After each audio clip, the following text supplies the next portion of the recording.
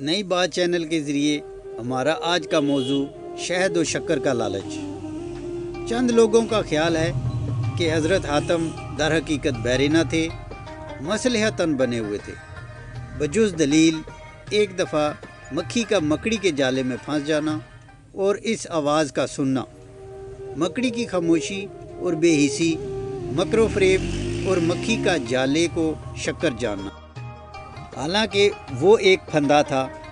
اس اظہار پر مریدین کی حیرت کہ بہرا پن کے باوجود یہ کیوں کر ممکن ہوا۔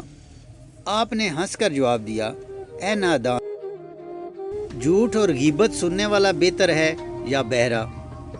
بہرا اس لیے بنا کہ لوگ میرے سامنے جھوٹی تعریف کے بجائے میری غلطیاں گنیں اور میں اپنی اصلاح کر سکوں۔